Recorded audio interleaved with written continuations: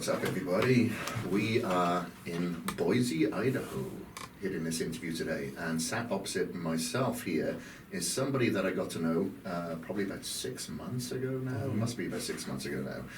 And he's quite a well-known DJ. And that wasn't the reason why I got to know him, though, is because I put out an ad to have a couple of people, a male and a female, go through a transformation. So I interviewed several male, several female, and this guy stuck out because I felt that this guy had dedication. I'm usually pretty good with a consultation to see if someone's going to take themselves seriously as well as the program. And that person was Wachi. So we went through that transformation. You may have seen some on my Insta stories if you follow my stories. However, that transformation is going to come out in January. And what a transformation it was, Kai. It was pretty gnarly, huh? Yeah, it was definitely a nice transformation for sure. It's crazy to look at the before picture still. I look at it frequently just to remind myself where I came from, you know. And that was just this year. Oh, man. Yeah, it's crazy because we go into the winter and we think, okay, we'll hibernate, we'll put some insulation on our frames, and we justify it to ourselves. We think, yeah, it's okay, it's Thanksgiving, it's Christmas, this is a time that I'm supposed to relax, it's cold outside, the days are shorter, you know, so there's various ways that we justify. Then it comes to January and we're like, what have we done? Yeah, that's when you start to look in the mirror when you get out of the shower and you're like, whoa, I can see Thanksgiving right around my midsection. Yeah, and I guess the same sort of thing happens as well, where because like what you have is quite a different career than a lot of people. They don't go to the office and do the 9 to 5. You spend a lot of your time on the road, and during that transformation, that was a very apparent because sometimes you're like, hey, Kris, I gotta leave on Thursday and I'm not back till Sunday, and I'm gonna be gigging, I'm gonna be DJing until this time in the morning. However, I fly to the next destination at this time. So I was like, wow, you're gonna have to sacrifice a lot of sleep. And you're gonna have to prepare. As soon as you go to this destination, you're gonna have to find out where a supermarket is, you're gonna have to take this much food and supplements with you. It's a lot of planning. However, a lot of people use that justification to come up with an excuse why they can't do it. And in your industry, particularly, it's not as if you're surrounded by a lot of people that are inspiring you to do the same. Yeah. Yeah, you're right. You know, I knew taking on, when you know, Nick came to me with the opportunity to potentially do the transformation, you know, I instantly knew I should do it just because I was at that point in the January, early the year, where I was like, wow, I let myself go, like, really badly, in my opinion, really badly.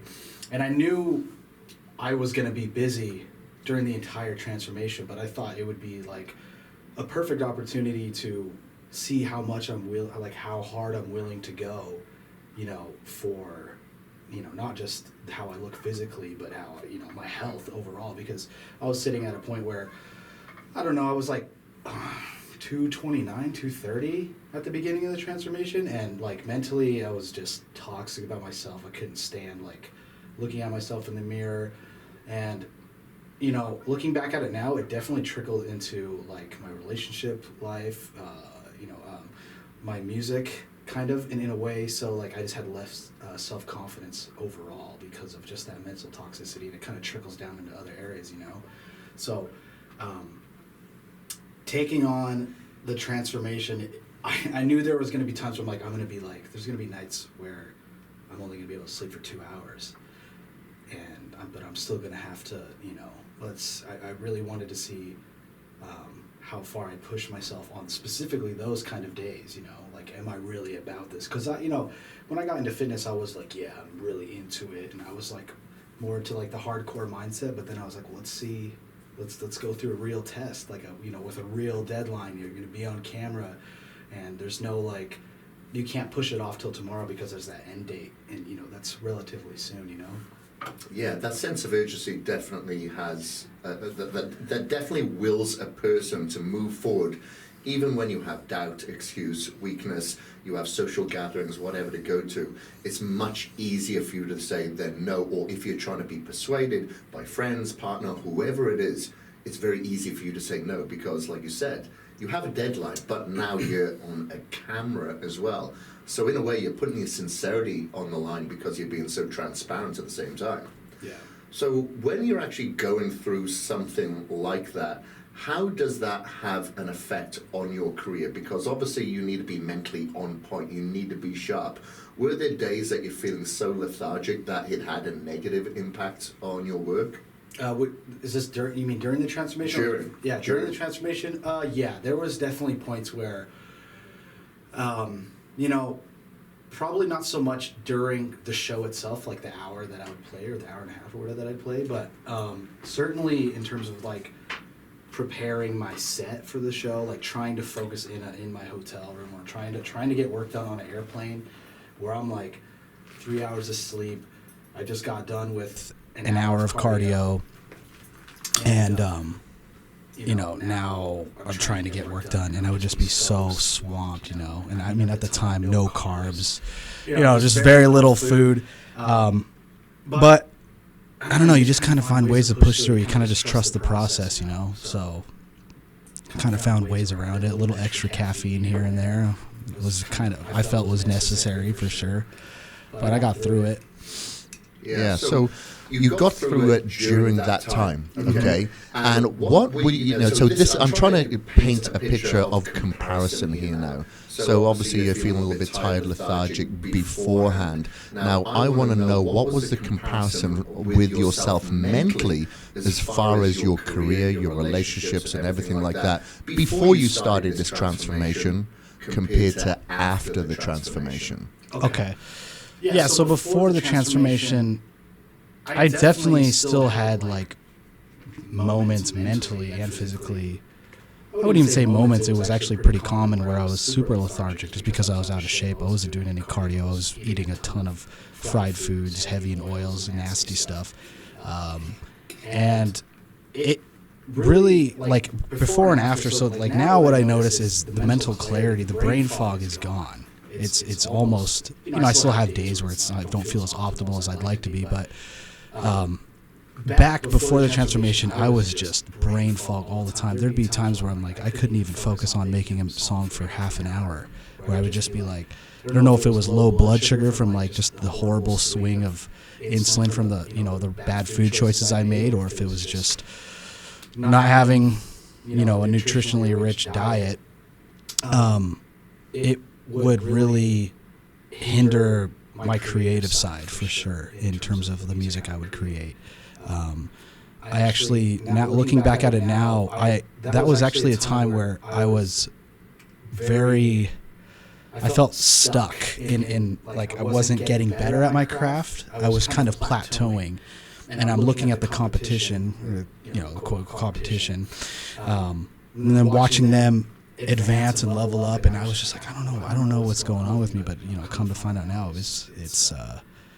was just my health, I guess, you know, like the power of really taking care of yourself, getting rid of some extra body fat. It's not just a physical look, you know, it goes into everything else, and I'm so happy I went through it, you know. That's interesting because, you know, if we go to school, we go to college, and we're told, okay, we need to study harder, we need to put in more hours. Not ever is the thought or, you know, or the teachings that you should actually look at the fuel that you're putting in your body for your brain to recollect and to focus on your craft, whatever that may be. Because we go to school and we think, okay, I'm just stupid, I'm just slow, I'm just not with it with this level, I need to work harder, or I need to do something completely different. Where maybe if you look at the fuel that you're feeding your lifeline, of course your body is going to change, it's going to transform, but that physical attribute, because at the end of the day it's your gut microbiome that leads the transformation effect to your brain, because that chemical response can either be inflammatory and negative, or it can be fulfilling and positive to your brain. And obviously if you look good, you feel better, you're going to be a better person to be around, you're going to have more confidence, you're probably going to have more energy because of it, so you're going to be an entirely different person to others and to your craft. Right. Yeah, definitely looking at it that way, you know, the typical college student, you know, they're like, okay, I got to study, so I'm going to have a white bagel with jelly on it and, you know, a sugary Starbucks. And then, you know, they wonder why 45 minutes, an hour and a half into their studying, they just can't even think straight, you know, and it's because just that's not optimal fuel for your brain. You know, sure, it tastes good, fills up your stomach so you're not hungry anymore, but you got to look at it in a deeper perspective, you know. And this is something that I don't think the majority of DJs in the bass scene, at least, consider. You know, they. I notice around me, especially at like music festivals and stuff. You know, they're just putting whatever they want into their mouths and the lifestyle choices and. I don't think they think of it like, how is this going to affect my creative side, you know, like, sure, you know, when I tell them, if I try to explain this to some of them, they're going to just think I'm an extremist and roll their eyes and be like, how's a brownie going to make me not produce as good as music? And it's like, well, you kind of look at it in the long term, you know, kind of thing. So I'm trying to be like a light in the industry, you know, trying to inspire other DJs to maybe try and make small, you know, at first small subtle changes to a healthier lifestyle. Because the thing about the music industry is you're not going to be popping forever, you know. This is an industry that, I mean, if you want to make the money you're making now, you got to have longevity. And, you know, yeah, you're 25 now and you're you know, after the show, it's 1 a.m., you just had 6 slices of pizza and then you chase it down with some Hennessy and a beer. And you feel fine now and you can make your flights and all that, but, you know, once you're late 20s and in your early 30s, that's going to hit you like a truck, man. I don't think any of them see it like that, you know. And it's just like, why don't you just, it's going to be less of a hassle now to get in front of your health than to wait till something's wrong and then try and make a complete drastic change in that, you know, it's like a health scare kind of situation. So yeah, I guess it'd be like making a comeback, wouldn't it? You know, you go off the charts for a while and then you're trying to make a comeback. And unfortunately, that's what happens all the time. We see it. It isn't, and this has happened to 2 people that I know just recently, just over the last couple of weeks, where they didn't have any sort of symptoms whatsoever. No symptoms. However, then they go to the doctors and they found that their liver is pretty much collapsed. But they didn't have the symptoms like you've got high inflammation or, you know, the yellowing of the eyes or anything like that. It's like your liver has just given up, you know, and that's what can happen because some of us have good genetics, unfortunately. So it may not show up on a blood report that you have any inflammation. You're like, oh, I'm good, I'll continue drinking. But then it's beaten, you know, it's not until it's too late when you're like, shit, now I'm in a hospital bed, now I need to do something. And unfortunately, that could possibly happen with people's career where they go down and they have no idea why that is, why they have writer's block, why they're not creative anymore. And now when they realize it, now they're starting to unwind it and try to make that comeback after they have facilitated the growth within their bodies and their physique and their mind. And it's going to be a lot more harder, like you said, if you are making those decisions to heal your career, your future, your health, then it's going to be a lot easier for you to continue to do so, as opposed to, you know, making that U-turn. So I met with you before, obviously doing this the 12-week transformation that we did. I actually saw you before that in Paradiso. I don't know if you know that. Yeah. So I actually saw you, and when they said, I was like, he's from Boise, Idaho? Are you kidding me? That's crazy. Okay, but never actually saw you in the gym. I know that you were actually training in the gym. But for the listeners that do not know Wachi, it's full-on dubstep, baby. It's pretty hard, and I love it. I absolutely love it because I have grown up with like the hardcore, the happy hardcore, the techno. Back in the early 90s in Wales when you know, the EDM or rave scene first come about. It didn't come into the US until I think the late 90s, I believe. So I'd always been a part of it and I always liked that hardcore techno. So then when the dubstep come in, depending on what that dubstep is, I like that. It attracts me. It's very therapeutic, you know. And I'm not saying this because you're right opposite me or blowing smoke up your ass. I love the tunes that you put out because they're very versatile. Not only is it just hard, but there's some versatility in there as well with the album that you just brought out. You got some rap in there. You got all sorts in there. I really like it. It's not just one way or the other. Is that going to be the road that you continue to go down? Or, are you looking at something else in the future? Because I understand, if you have a hardcore following, it looks like you've got a very loyal following. I was just at Base Canyon, and I noticed how you had so many people coming up to you wanting pictures and stuff like that, which is great. Yeah. But now, do you still facilitate that crowd with what they want? Or do you want to go, continue with your creative path and put out what you want? It must be quite... but sometimes you have to be between a rock and a hard place, when it comes to something like that. Right, yeah. So, very, very early on, for those Wachi followers that have been around since like day one, I never boxed myself in as a one style artist. And I was very careful not to do that because I knew that it does create, long-term issues with artists. Like you come up super hard with one strict style that you're putting out that's gotten you so far, and if you try to experiment and it's way too off of that that core brand that you've built for yourself, then you kind of start to get like a negative feedback in a way. And I was, me personally, I love all kinds of music, and I love melodic soft music, and I like really hardcore stuff. I like rap, I like metal. There's not really a genre where I don't think there's a song that I wouldn't like. So I think I'm gonna just keep doing what I'm doing. For the majority of it, it's gonna be hardcore heavy stuff because that's just kind of who I am at the core of myself. But there's also a side of me that is soft, that kind of likes that melodic, deep kind of stuff. And especially when it comes to an album, every time I put it on an album, it's going to be versatile like that. It's never going to be, I can't see myself putting out 15 tracks of just pure dubstep, personally. I think it doesn't describe me at all if it was just one lane. Yeah. You know what I mean? That makes sense. Yeah.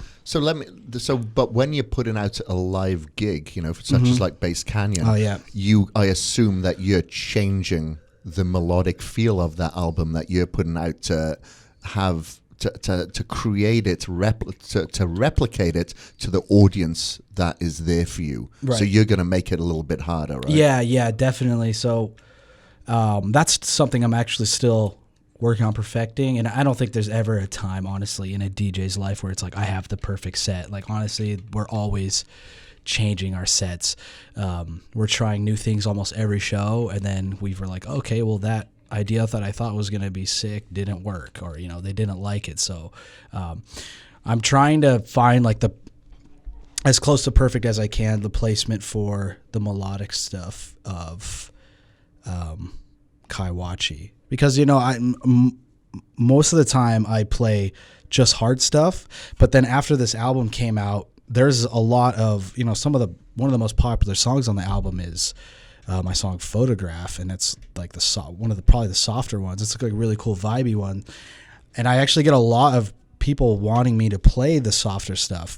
And so I feel like for the long term, and for me to keep growing, I think it's important for me to fit in that melodic stuff into my sets. I mean, now I don't think I'm gonna have like a whole, like 20-minute section, and of just, but like a couple spots here and there, just to kind of try to take the audience on a journey of who I am through that 1 hour set.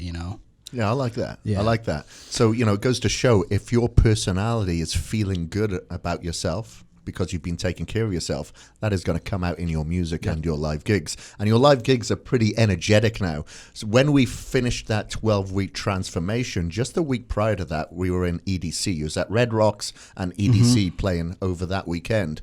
And we're like, Kai, what are we going to see on stage? Are you going to take your top off? We're pretty much there at the end of this transformation. But you're like, no. Yeah. Maybe I'll cut. Maybe you can cut my sleeves off, So I was like, okay, that's good enough. But now, because I think, this is something very different to you. And, I'm sure your management had their opinions as well of what you should and shouldn't do. But that's changed since then. Yes. Like, you have become very energetic on stage, and you were before. But now it's like, okay, you're ripped. You've got the top off. You got a physique that is very unique in the dubstep industry. So you're up there on stage now a lot of the time with the top off. So what changed? What allowed that confidence to come through in front of hundreds of thousands of people? Well, I was talking to one of my best friends, Sullivan King. Shout out Sullivan King if you're listening to this. But he was like, man, why aren't you like using your body more as a part of your brand? And this is something that my management talked to me about also. And I was like, I don't know. It feels too douchey to take off my shirt and stuff like that. And then they're like, but you're not a douchey guy. Just try it. Just try it sometime and see how it goes. And, I tried it. I think the first time I tried it was at Base Canyon and at the pre-party, and people loved it, and then it was also at the same time a way for me to keep myself accountable, so it's like it worked in both ways. And it is becoming this thing now where like my brand is like, I am the muscly guy of the dubstep scene, and it's really cool because I felt like I didn't really have, but prior to it, I didn't really have a thing, if that makes sense. Yeah, a niche. Yeah. And, honestly, a lot of the times DJs, their niche is either like a favorite food that they always are making jokes about online, or smoking weed, or drinking their favorite alcohol. And I was just like, yeah, you know what? Why don't I just make this my thing? I love bodybuilding anyways. And I started putting out more stuff of me training with my shirt off, listening to new music at the same time and stuff. And people really like it. And I'm getting a lot of people that, are saying I motivate them because, with the fitness side, the story comes, how I'm sober for 5 years. So it comes together. And, definitely in the music industry, sobriety is not too common. You know what I mean? Yeah. So it's really cool to be able to see people like, yo, man, you inspire me. Like, I get messages now more than ever. They're like, hey, like that Instagram TV video you posted, I wasn't going to go to the gym today and I went, I forced my girlfriend to go with me, and now she's super happy that we went together. And I hear stuff like that all the time now, and it feels really good. And it's super motivating to just, not let myself get back to before the transformation, because there's still times where, and it's not perfect when I'm on the road, but there's still times where I'm like, I feel myself just going back to old habits, like overindulging, overeating. And I'm like, man, I can't do that. It's the big leagues now, and now that I trained with you guys at Huntington Beach, and I want to stay up there, and I want to be able to keep doing that throughout the years. And I'm like, I can't just fall off and get sloppy, so I have to keep trying to take myself to the next level, physically and mentally. Sure. Yeah. Okay. Well, I want to go back in a little while in regards to like what do you see when you're backstage with the food that they have available to you and all that sort of stuff. But first, going back, like you said that you'd been sober for 5 years now, and you shared some of this when we was at Huntington Beach. So by the way, we had transformation winners from who entered the Cage Muscle contest down to Huntington Beach, where we all trained together, we all ate together, hit the gym, hit workouts on the beach. It was pretty gnarly what these guys went through. It was pretty cool. But you shared, obviously, some stories. I don't know how much you want to disclose now, but you said you've been sober for 5 years. So can you tell us a little bit about that? Yep. And, how that has led to where you are today now? Because there's a lot of people out there, I'm sure, that have a problem with alcohol, have a problem with whatever vice that is. But it's like, how on earth do I get out of this? Especially when you're surrounded by others that are encouraging you to do so too. Right. So right out of high school, I was signed onto Cannibal Records, and that's the label I'm still with today and loyal to today. And I started traveling, that's pretty young, 18, and I was thinking I'm like, I'm the shit and everything. And I started partying super hard out of high school. And eventually I was introduced into opiates, and that was my demon, man. Like that just, I when I was partying hard, like I was still able to be like, okay, I went hard this weekend, like I'm not going to party next weekend. I was able to do that. But with opiates, it brought me to like a whole different thing. And it was pretty, the rate at which I got deep into opiates was like super fast. Like I pretty much became a different person within 6-7 months. I became kind of what I describe as kind of a piece of shit. I was like kind of selling my music equipment for money just to get a quick high. Anyone that's been through heroin or opiate addiction knows that, when you're sick, when you have those withdrawals, it's like you become not you. You do whatever you can to, get that fix. So eventually I started hanging out with the wrong, with these group of kids that we were all good kids at first. I just wanted to party and stuff. And then they fell into opiate addiction also. And we all did. We all got really deep into it, and we all got in trouble. And I ended up going to prison for 2 years. And, that was the moment where everything changed, and I got, when I got locked up, I just remember seeing a ton of, before I got locked up, I remember seeing online a ton of people just sending me hate messages and stuff,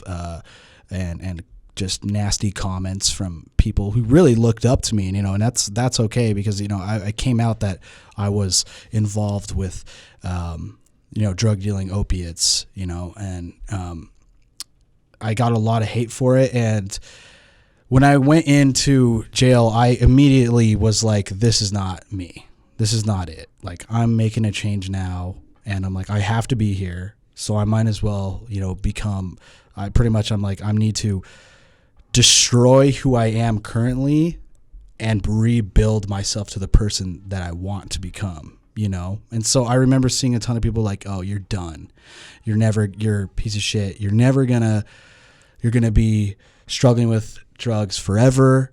Your career is over. And I just remember going into jail, like, watch this. Like, I'm going to prove you completely wrong. Well, was jail a hard place to do that? Because you see some people, I'm generalizing, that go in and they come out at like a better criminal or a better drug addict. Yeah, and I think it's, when you go into it, it's like, what is your mindset going into it? A lot of the people in there were like, oh, I'm only here because homeboy did this. And a lot of them, it was very rare that I found other people like me that were like, no, I'm in here because I broke this law. Like, so I am dealing with the consequences of, an action I made. And so when I went into it like that, it was really easy for me to just take responsibility for everything. And that really changed me from boy to man very fast, because my parents were like, we don't got money for an expensive lawyer. And they, and I'm glad they did it like that, because they're like, you're going to go through it and you're going to learn from it. And I'm so glad they did that, I went into jail super unhealthy, super overweight, my heaviest I've ever been. I was like 245 pounds with even less muscle mass though than like even before this recent transformation. So it was just like, I was just heavy. And I started making changes. I remember started doing push-ups, sit-ups, things like that, just little things here and there. And then when I got transferred to an actual like prison, there was a group of guys there that were super fit. They were like, I could tell like they were into fitness like before they got locked up, kind of thing. And I remember I approached one of them. I was like, hey, I'm trying to like transform myself. And I was like, would it be cool if I like train with you guys a couple times a week? And they were super nice. And they were like, yeah, man, let's do it. And they pretty much taught me the basics. They were lending me like the bodybuilding Bible books, all these nutrition books. And I became super obsessed with it super fast. Like I was like it became a new passion pretty fast. So I think you have like an obsessive nature. So Yeah. that obsessive nature that you're taking from drug addiction, Yep. you took it into an addiction of health. Yep. I just started studying day and night and started like doing high intensity cardio workouts, and started, we didn't have weights where I was at. So, but I didn't make an excuse, there was so many people in there like, oh, well, when I get out, I'm going to I'm like, dude, you have nothing but time in here. You literally, like there's no excuse right now. So, at the end of it, I was like 245 when I went in, and when I got out, I got down to 170. Wow. Yeah. That's huge. Yeah. 80 pounds? Is that 80 pounds? 40, 50? Yeah, something like that. And that was, I got 70 super, I wouldn't say lean. Yeah, I was lean. I just didn't have that much muscle mass because, it's not like you're eating good in there, But I was in definitely a much healthier spot coming out. And I realized really early on that I had the addict gene, and it was important for me to not deny that I had it, because if I didn't have the gene, I don't think I would be in jail. You know what I'm saying? So that being at the forefront of everything every single day, knowing that I am an addict before anything else, it keeps me sober in the industry. If that makes sense. Yeah, that makes sense, because like you must be surrounded by it all the time. Like I'm sure, and correct me if I'm wrong, like, I want to know what it's like to be a DJ backstage, and the listeners do obviously, like, or when you're with, your friends and the people that you respect. Like, is there encouragement? Is there free food for the artist that is terrible? What's it like? Yeah, so backstage, at like big festivals, it's, there's like catering and things like that. And honestly, like at some of the bigger festivals, the catering is awesome. There's like really good stuff. And, I bet you go in there with your Tupperware container and take it back to your truck. Yeah, a lot of times, or I just carry, I usually with my backpack, I have my bottle of protein in there, some oats, kind of thing. But sometimes it's like, they'll be like at Base Canyon, there was a guy on the grill and he was just grilling chicken breasts. I was like, yeah, sweet. Give me some chicken breasts, and they have like salads and stuff like that.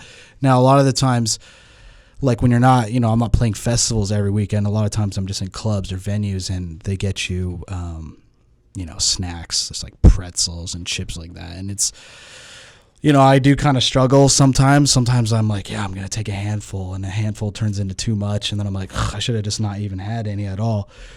But also, we have a rider. Each DJ has a rider, and that's like what, you're telling the promoter like what I want in my green room before I arrive. And it can be anything. Usually it's like alcohol and stuff, like what kind of alcohol you want stuff. And I just make sure I pick healthy options, so I'm kind of controlling my environment that way. So when I show up, if I want a snack, I have like, there's carrots and hummus, that's not going to destroy me, I even get these things called Smart Sweets, which is like these candies that are like, they have like 30 grams of fiber in the little bag, and it's only 80 calories in a whole bag if I really want something sweet, but just having those options available, it's really about controlling your environment, and when it comes to other people, I usually have on my rider that I can't have any alcohol in my room, and that was very early on when I was kind of fresh out of jail, like kind of still getting used to back to,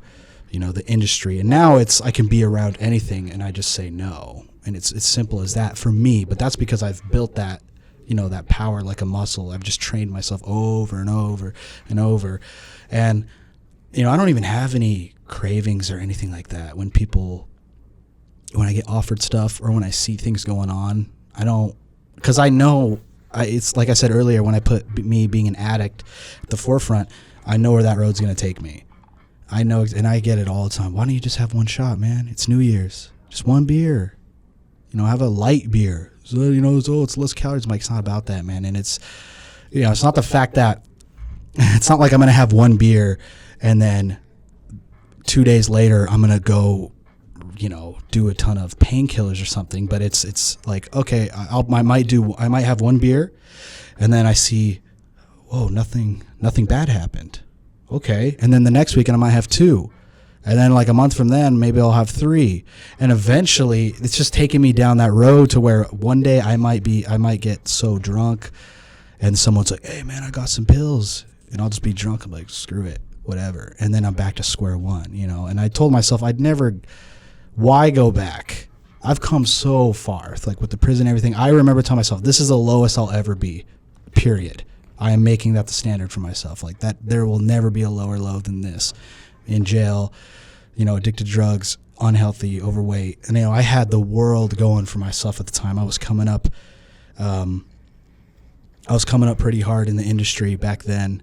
I had a lot of hype and things, you know, if I didn't go to jail, things would have been a lot different. I'd probably be, you know, I might have been in a better spot in the industry, but at the same time, I think I would have just ended up there anyways because there was the addiction that was just going to call, you know, grinding at me anyways. So yeah, I'm sure if you look back, you wouldn't have changed a thing because you have no idea where that led you to now, because now you don't have that correlation where you will just party here, there, and everywhere. It's like, it's zero. Yeah. It is absolute zero. And that must require a lot of discipline, because there's listeners out there that are encouraged by their friends, by their social gatherings, or their social environment to go out and just have that one. Yeah. Come on, just have that one. And you can be on your merry way after that. And we'll leave you alone. Yeah. And it just doesn't work out like that. It doesn't work. It's easier to just say no than it is to try and only have one. You know what I'm saying? Like it's easier to maintain just being like, no, not tonight, versus, okay, I'll have one. And then when you have one, you know, the person that tried to convince you to have one is already 3 deep. And he's like, we'll stay for 15 more minutes, man. What's the big deal? Your flight's not till late tomorrow. And then you stay out till 4. And it's like 6 a.m. You're laying on your hotel bed. You just ate half a Domino's pizza with the cinnamon sticks and and you're 7 beers deep.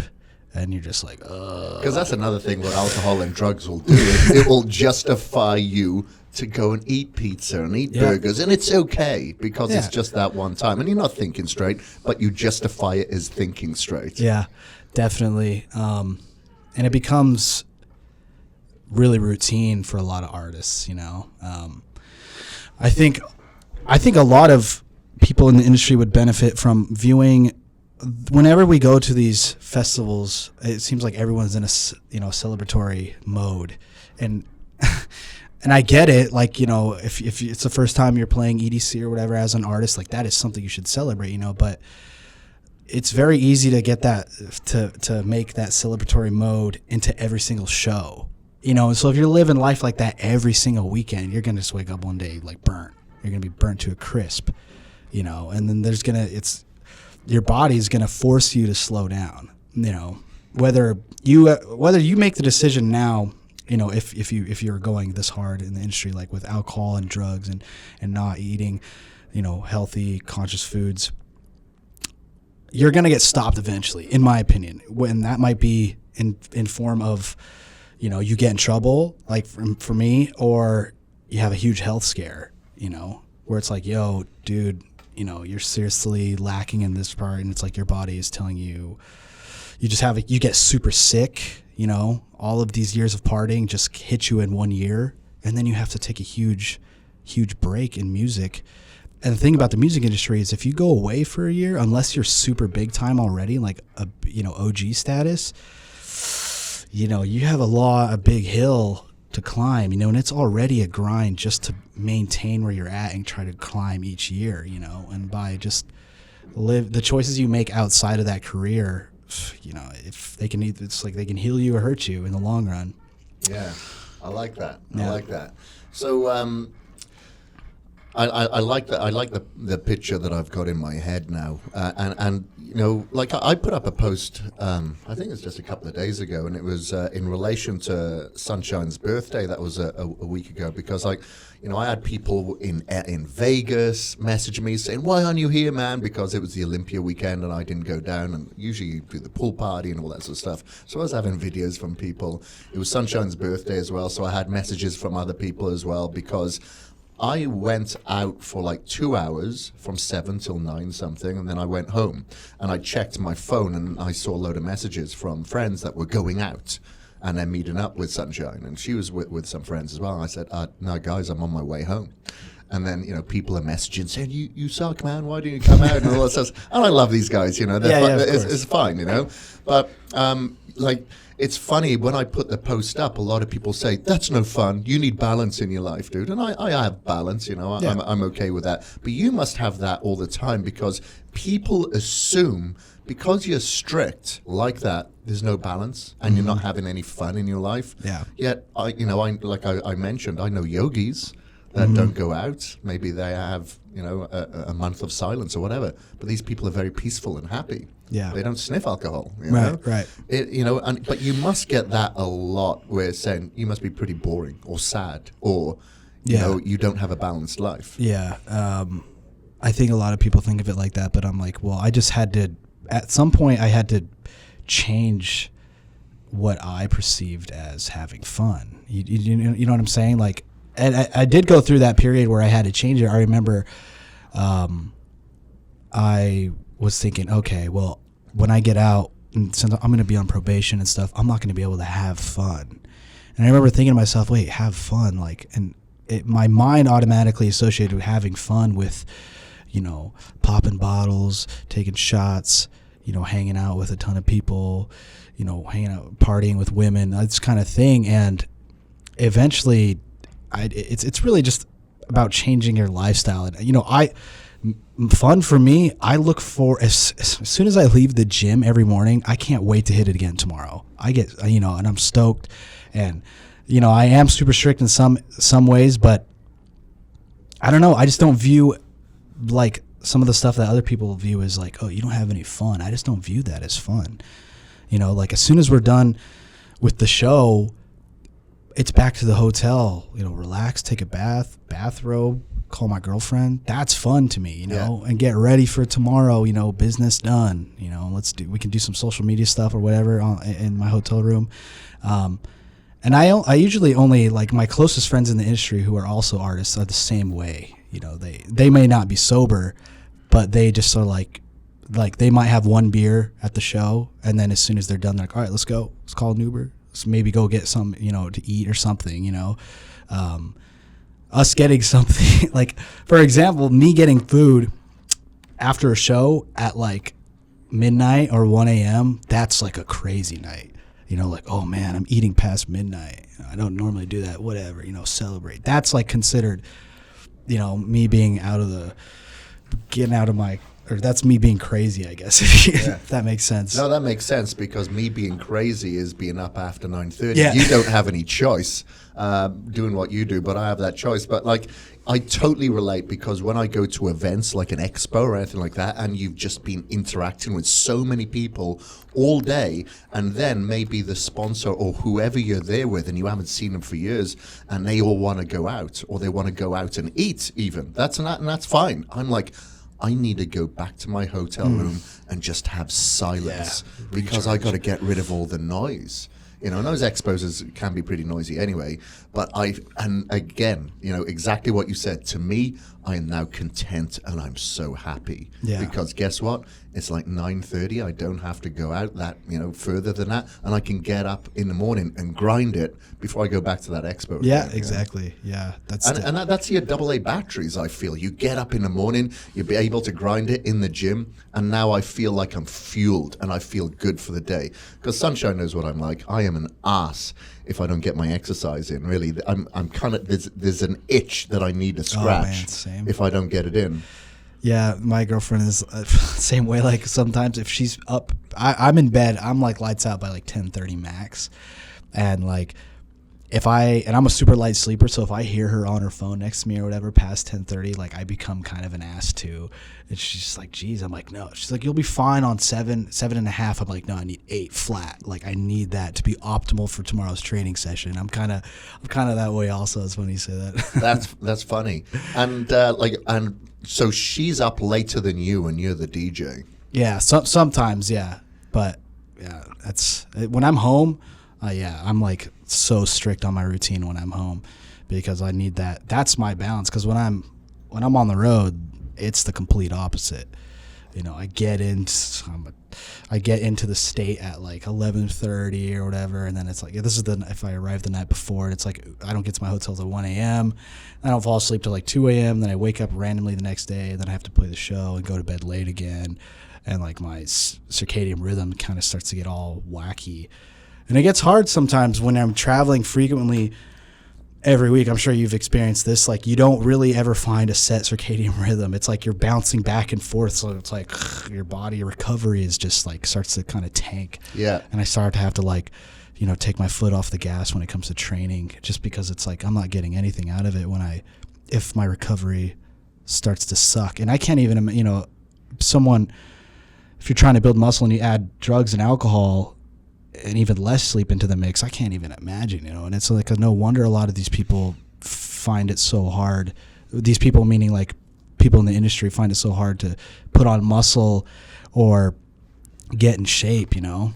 Well, I was one of those guys. Like back in the late 90s now, when I first started getting into bodybuilding, and the reason why I got into it is because I wanted to get that adrenaline fix that I'd missed from racing motocross, and then I'm doing drugs and I'm partying on the weekend, drinking a lot of alcohol. But I was so strict during the week, dude. So strict with my food, with my training, everything. But it'd all go out the window on the weekend.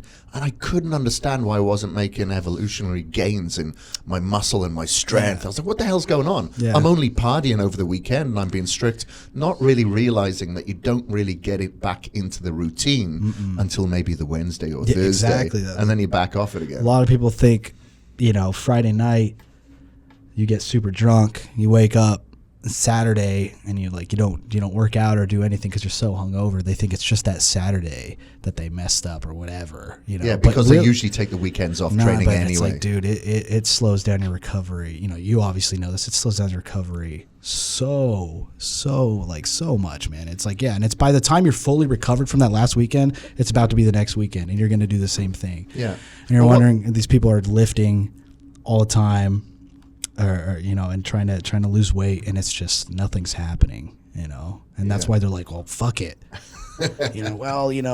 My thyroid or whatever. I heard that one. Yeah, it's my genetics. Yeah, that one. But so when you're doing, obviously, like for instance, the alcohol, that's going to have a major spike on your cortisol levels, and we know what cortisol does. It helps you gain fat, especially around the midsection, and withers away your muscle, much like the circadian rhythm when you're lacking in sleep, except much more profound.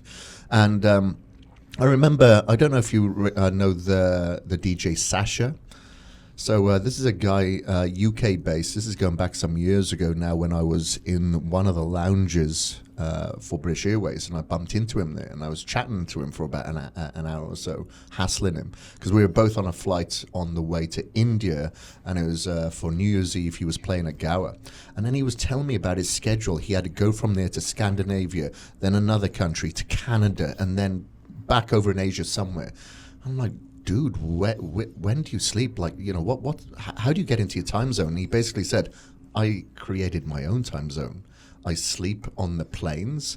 I use the hotel just to wash, and then you get back into it. And I guess your body adjusts to a certain degree. Right. But I know for you, you've started to kind of hack your environment a little bit.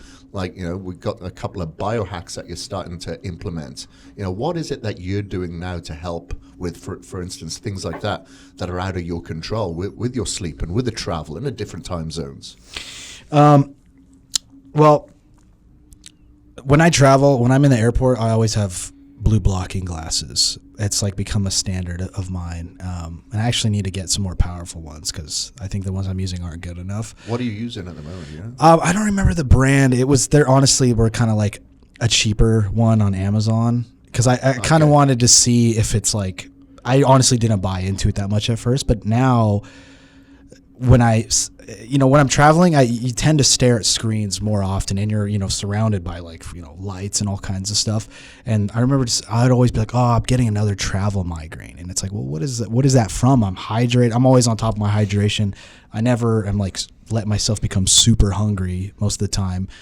And when I started wearing these glasses, it's like those migraines, they just disappeared. And I'm like, oh my gosh, it's just from my eyes being fried from all these blue lights.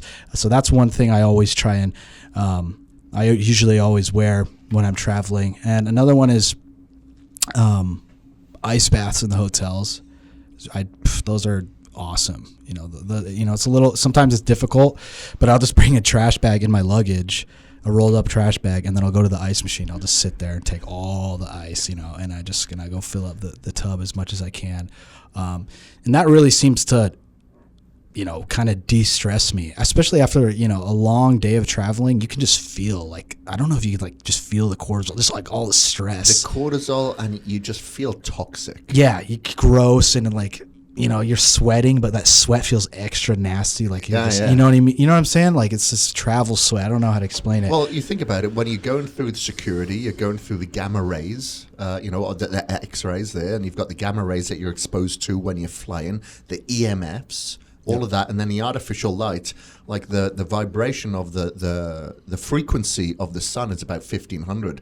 A lot of the lights in the airport are about 6,000. So we're being penetrated by this blue light. So all of this can have obviously an effect. And then when you compound that with being in a pressurized cabin that has nothing but air conditioning, which then slows down your bloodstream, it thickens your blood, and you getting dehydrated, it's just a recipe for disaster. Yeah, definitely. And I always feel like I always just feel heavier after, flying all day. I'll come home and I'll, like, the next morning on the scale, I'm like up like 5-6 pounds. Oh, yeah. I'm like, oh man, Every like time. my abs are completely gone. I'm like, oh man, I didn't really eat that dirty, did I? And it's usually just because of the, the water retention from, the different variations of air. So, So the one thing that I like to do when I'm traveling is, particularly if it's a long flight, I like to take citrulline.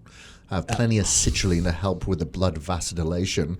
I will get up. I always get my aisle seat so I can go to the toilet, and maybe I'll do, while I'm in there, if there's not a long line of people outside, because I am cognizant of that, I'll do like 50 toilet squats, just up and down, up and down, up and down. just get the blood flow. Yeah, get the blood flow. Come back drinking a lot of fluid. Sometimes I forget, but I try to force that upon me. Do everything that I can, obviously, like wearing the blue light blocking glasses, anything that can scramble EMFs, whether it be like a phone case or a blanket or anything like that. As soon as I get to my destination, I try to ground myself if possible. Like this, I was in Seattle on a weekend. I didn't even realize that I was so close to the airport because I was just surrounded by greenery. It was great. So I was able to ground myself there. And I'll try to participate in some sort of low-level activity. I'm not ready to hit massive PRs. I did train as soon as I got there, but it was only a short flight.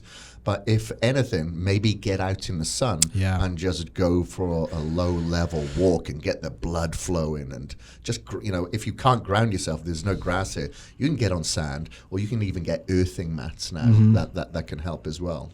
So yeah, you mentioned that to me early on in the transformation, and that has definitely become kind of a staple in my routine when I travel. Is I try to go outside when I'm, because you're going straight from a nasty airport to a nasty airplane to another nasty airport, and then you're going to like a hotel, which is clean, I guess, in some sense, but it's also nasty in its own way.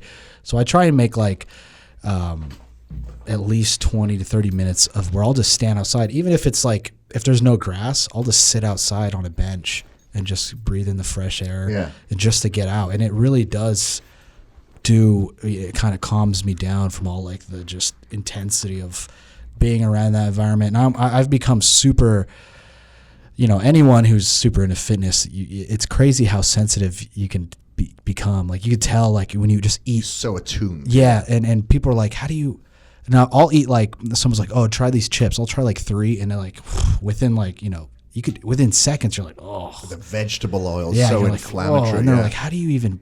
They think I'm just crazy, or like roll their eyes. I'm like, dude, it's crazy. Like, you can get that in tune. Well, I don't know if you experienced this at all, but I mentioned this to you down at EDC. After EDC, for several days, dude, I felt like crap. Oh yeah. And I've been at festivals like every year since '92. I've been to a lot of festivals, but never really felt the exposure of just a profound amount of EMF penetrating me than any other place, because the phones weren't working there. Yeah. And then what do? You leave the speedway to go into Vegas, where you're shuttled with a lot more of Wi-Fi routers, EMF, etc. Yeah. And for days after, and it wasn't just myself, it was Sunshine. Everybody that we were there with, a lot of people were messaging in this group, "Oh, I feel like shit," whatever. And I'm like, it's because of the EMF. But everyone's thinking you're weird. You wear this tinfoil hat. You're all woo-woo. Totally. And I'm like, dude, I know, because then I go to Paradiso or to Base Canyon. Feel great. Yeah, you feel fine out yeah. of it, So Yeah. I don't know. Did you feel anything like that? Well, if you remember, when I came back, I got extremely ill. Like the most sick I've been all year, actually. I haven't been that sick since for 2 years. And I know a lot of it had to do because I was super depleted, staying up late and all the cardio and stuff. But still, it took me. Usually, I recover from getting sick, even when it's like a pretty intense, sickness. It takes me 4 or 5 days, because I'm very good at like optimizing recovery. Like I know what I need to do, like what kind of nutrition I need to be eating, like relax and detoxify myself. But it took me 2.5 weeks, which is for me, that's It's an eternity. Yeah, that's almost, it's 2/3 of a month essentially, and I was like, man, that's definitely, I believe, has super, a play, the EMFs and everything, all being around just that many people with all, the LED walls and all these wireless transmitters going around definitely slowed down the recovery process, I think. Yeah. Yeah, so if you're playing next year and you see Wachi wearing a blanket, Yeah. because he's blocking the EMFs on stage there, guys. Yeah, I'm going to make some EMF merch. Yeah, there you go. I'm sure people will not buy that. Yeah, they'd be like, what is this, man? What the hell? Yeah, so there's a lot of things that you have to do. But, okay, so as I mentioned, you and Danielle went through the transformation, which was phenomenal. I can't wait for people to see, because I'm dying.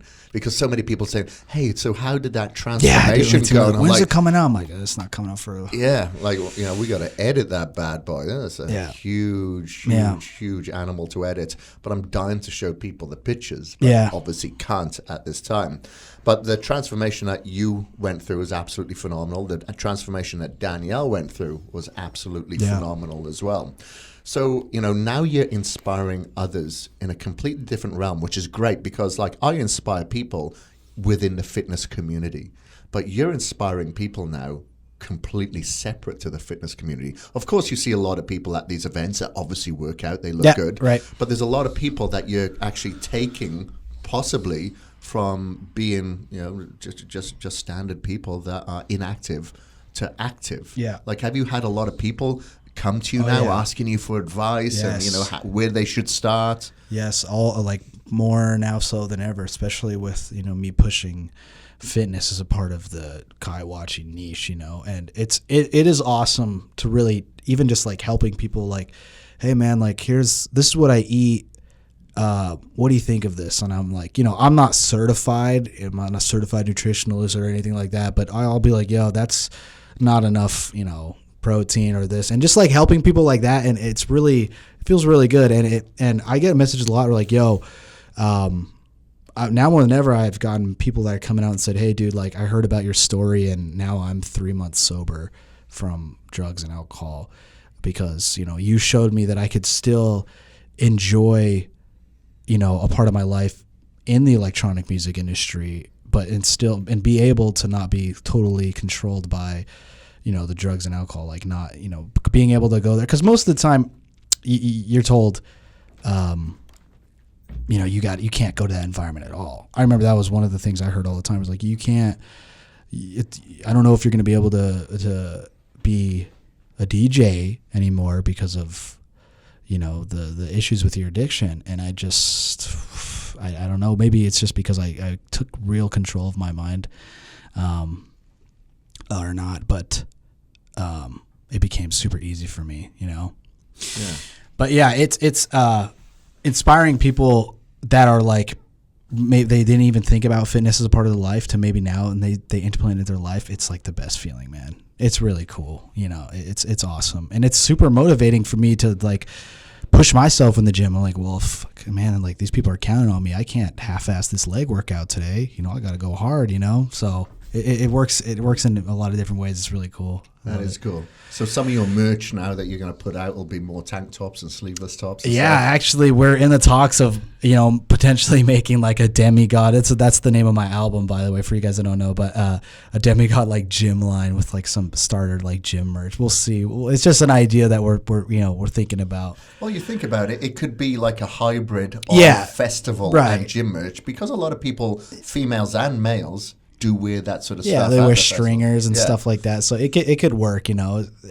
It's a cool idea. And I have people who are like, yo, when are we getting the demigod pre-workout? I'm like, oh, that's a whole nother ball game, man. I don't even can't even go that way. That's funny. Yeah. That's funny. So a lot of the time when you're going to these festivals, obviously there's no gym available to some of the hotels or wherever you're going. Yeah. So a lot of the time I assume you're just doing body weight workouts. Yeah, definitely. There's times where... sorry about that. There's times where I even had to just do in my hotel room workouts. Like I'll be doing a ton of push-ups, squats, you know, just ab routines in there. Sometimes, one time I got so crazy and I was like, I'm not missing a back workout. So there was this perfect branch of this tree and behind the hotel. And I was just out there with my shirt off, just doing different forms of pull-ups, kind of trying to do rows, like putting my feet on the other branch to try and do like a row movement. You know, I just didn't care because I really have implemented in myself, like if you it's didn't all film excuses. that, if you didn't film that, shame on you. Yeah, man. no, I honestly didn't. I didn't. But yeah, it's there's no excuses, man. And it's just the DJ thing. It's so many people just rinse that excuse that are in the industry. Well, you know, it's so hard because how do you do it when you travel? Oh, well, it's because you know what I'm getting a lot now.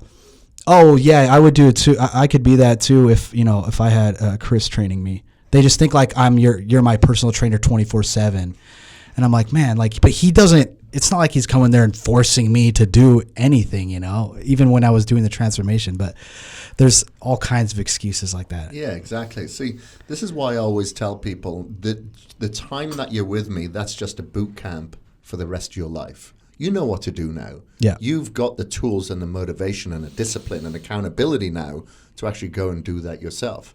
But during that time, okay, you know, you were sending me pictures of when you did your cardio, of the hotel gym, so we knew what to figure out. But now you know exactly what to do. Mm-hmm. You don't need a trainer for that. And that's always my job, is to give you the tools so you don't never need me again. Yeah. And I tell people all the time too, and they're like, oh man, like, so I'm thinking about hiring this trainer, or I'm hiring a nutritionist. I'm like, dude, anything you want to know, you can, there's literally like, take out your cell phone and do some Google search, man. Like do like 20 minutes a night of research, create a plan for yourself, learn, you know, like what the different macros, like what they're for, and figure out, you know, make your own formula. And people will use that, I can't afford a gym membership. I can't afford a trainer. I can't afford to do all this. And it's just excuses, man. People just really don't want to. So maybe we'll see a demigod or a Wachi workout, hotel or at-home workout plan coming to you soon. Yeah, I've honestly, I think I'm going to release something, because a lot of people are just asking me, like, what's my split, basically, right now. And I think that'd be a good start, just to see how people, if they really like the information, that kind of content. And then maybe do a, you know, I don't know, some kind of workout routine for festival goers, or you know, something like that. I mean, it could be really cool. I've thought about doing the same thing, and I've been speaking to a friend of mine about doing something like that, because you see a lot of people, and we've been part of like forums and groups where people are freaking out. It's only 4 weeks to go. What am I going to do? What plan shall I do? Mm-hmm. And a lot of females and males, because they do reveal a lot, particularly at these types of festivals, at EDM type of festivals, you know. So I definitely think there's a market there, for sure. You know, for some people, maybe a little bit more hardcore that are going to go to the gym, or others maybe a little bit intimidated because they're overweight and they just want to do it at home. But they need to know what to eat. They need to know how to eat. They need to know what to train. Yeah. Maybe we'll have to do a collab there. That would be awesome, man. Yeah. That would be awesome. I think a lot of the times, and I'm sure you'll agree with me on this, is, you know, people struggle with, weight loss and transforming their bodies because of a lack of education, like or conflicting of information. understanding. Yeah, they don't know. They just know eat better and work out. But it's kind of weird because it is that black and white, but it's also not that black and white. There's a whole other ballgame of like getting into hormones. Well, like kind of the theory of like a carb is not a carb. Like 50 grams of carbs from brown rice is going to give you a better effect than 50 grams of carbs from a glazed donut. Because people go back to that if it fits your macros. Yeah, man, I tried that personally, and what it led to? I just had more. It makes it harder because you just have cravings. Yeah, because if you look at your blood sugar regulation, which then creates insulin resistance, it's not good. You want to reset your insulin sensitivity. Okay, go the higher fat or fasting or keto kind of route to reset that. And that's a good thing that you can implement as well now that you're traveling and you know so much more, and you're not just like trying to build as much muscle as you possibly can in such a short time, that you can implement fasting every now and again, because that's some of the conflicting information that people will get out there. Okay, I've got to go in this program, but there's nothing here to eat. I guess I should eat something instead of nothing, and I'll eat that bad shit that's going to be delivered to me on the plane. When in fact, it's probably best that you fast and then starve yourself until you're able to eat something nutritious and healthy and reset that your insulin sensitivity. Yeah, fasting is another kind of biohack thing that I use. Right now, since I was at the end of the transformation, I'm more of like in a muscle building phase right now, and now the goal is to just try and make gains and not get fat. You know what I mean? Try to eat in a surplus, but not let it get too out of hand, But so I use fasting when I travel, specifically for like nights where we eat. Let's say I do decide that I'm starving. I some days I'm like, I haven't had enough to eat today. I don't want to go to bed, this much of a deficit. So like, let's say we go out and eat. When I eat that late, I will implement fasting the next day. I won't eat till later in the evening, knowing that I ate way off of my normal eating schedule and things like that. And I tend to fast more when I travel. It's also a convenience thing. Yeah, for sure. It really is a convenience thing because right when you wake up, I'll have a cup of black coffee and I'm on my way to the airport, and not having to worry about food sometimes, it's better.